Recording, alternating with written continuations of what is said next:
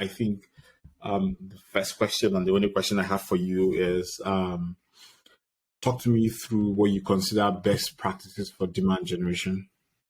Yeah, definitely. I think this is something demand gen, we kind of all have like a North Star in demand gen of kind of this ideal version of demand gen where you only provide value and people just flow in. And the longer I do it, the more I realize it's a lot more complex than that. And I think there's a good way to kind of break it into three parts. And I think one of the parts is more relevant to like what's going on in the industry right now. So I'll kind of dive into that really quick. But I think first off is kind of what we've always heard is build trust through value in all the activities, whether that's paid content, organic, video content, anything like that.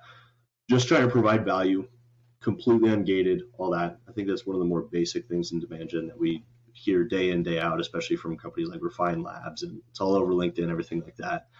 I think one of the things that's secondary, and I think it's way more important this year than it was any other year before, is actually trying to ease anxiety around specific roles. And this is more of like a messaging thing with your demand gen. And it rolls over into demand gen, the value you're providing, but also demand capture as well. And what I mean by that is right now there's a lot of layoffs in the industry. There's budget cuts. People aren't able to buy the tools they want, everything like that. So making sure everything you're doing is kind of around easing the anxiety of that individual. So shifting that messaging from more B2B to more direct to that end user or the manager or whatever there. For us, that's marketing, sales, and RevOps. RevOps has massive bandwidth issues. They also have budget restraints. Marketing is really concerned about their pipeline, their lead. They have numbers they need to hit. Same with sales. I mean, sales has always been that way, but even more so now, where they have decreasing budgets, but goals are actually going up. So just making sure you're actually touching on easing that anxiety. I think lastly, too, is the piece that people don't like in demand gen. It doesn't get talked about as much on LinkedIn because it's not as glamorous as the whole Refine Labs demand gen style, but it's actually the capturing of the demand.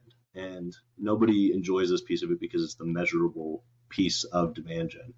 But making sure you're actually pushing the right messaging at the right time with the right targeting. And for us, that meant going away from the traditional marketing of just everything up until they convert to a demo request. While we only do ask for demo requests, we don't have any of the other gated content stuff going on.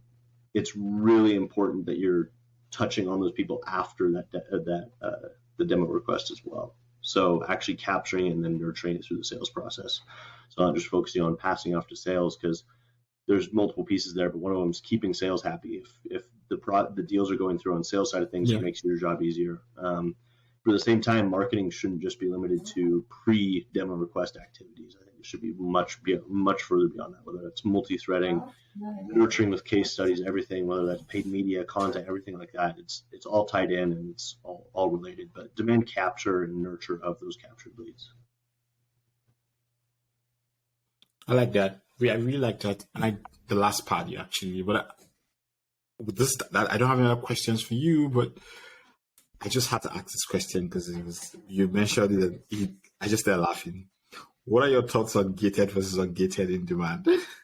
Yeah, definitely. My thought is, I don't know. Everybody always has their thing. A lot of the time, what I see at companies is push for gated content at the management level, but that people actually executing marketing usually don't want to do gated content. I've heard that in a lot of conversations. But for me personally, my whole thought behind it is you have 100 people land on a page and you gate that, all of a sudden that's only 10% of the people that actually have the opportunity to consume that content. But if you have 100 people land on that page, but now you have 50% of those people actually able to consume that content, just as a numbers game, just the volume increase you have, just by ungating it and letting more people consume it, your odds of them moving further down the funnel increase over time. Instead of limiting it to just those 10%, gating it, now you're trying to target those 10% again with ADRs, with other content, retargeting, whatever there.